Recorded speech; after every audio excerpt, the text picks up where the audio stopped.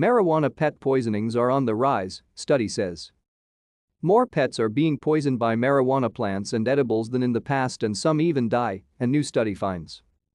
A survey of veterinarians found cases of poisoning occurred most frequently in dogs, but cats, iguanas, ferrets, horses, and cockatoos also fell victim to the hallucinogenic effects of marijuana. Most cases of cannabis toxicity was via oral route of delivery, by ingesting edibles or discarded joint butts or dried plant materials, said study author Jibran Khokhar, an assistant professor in the Ontario Veterinary College at the University of Guelph in Ontario, Canada. To stay up to date with latest top stories, make sure to subscribe to this YouTube channel by clicking the button above this video. It's important to remember our pets are not tiny people.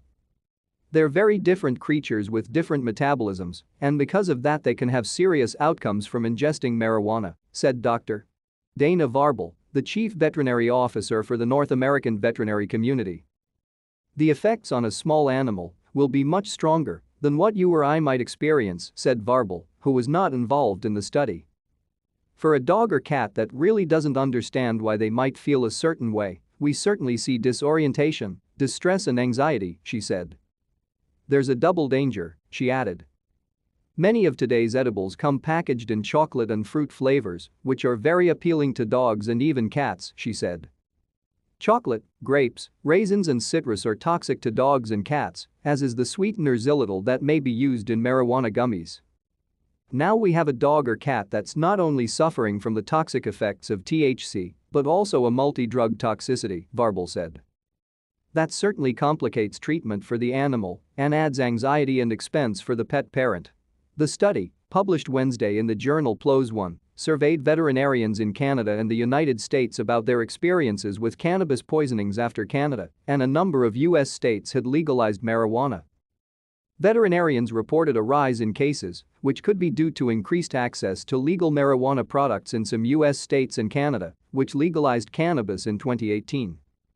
It might also be due to more people being willing to report the real reason for their pet symptoms, Khokhar said. When the drug is legalized, more people are going to be willing to report, Khokhar said. In the past they might have come in with the same issue and said, "I don't know what happened to my pet." Most people told their veterinarian the exposure happened accidentally, the survey found. However, I don't think we can rule out intentional use, either for recreational purposes or medicinal purposes, Khokhar said, pointing to videos on social media that show people intentionally giving marijuana to their dogs or cats. People may also be giving THC or CBD to their pet for medicinal purposes, but there's a handful of indications that CBD actually works for everything else is hooey, he said. Cannabis-based medicine is not approved for veterinary use. The most common symptoms in pets exposed to cannabis included disorientation, lethargy, abnormal or uncoordinated movements such as swaying, lowered heart rate and urinary incontinence. The animals peed everywhere, Khokhar said. And the last was increased sensitivity of the senses, everything from sensitivity to light to startling when touched or when they heard a sound. Most pets recovered, sometimes after 24 to 48 hours in the vet hospital, the study found. 16 dogs died after ingesting marijuana, he said, but it's hard to assess whether the death was related to the cannabis itself or other ingredients in the cannabis edible, such as chocolate. Pet owners should be extremely cautious about keeping pets away from any product with marijuana by storing them in locked containers and in places the pet cannot access, Varble said.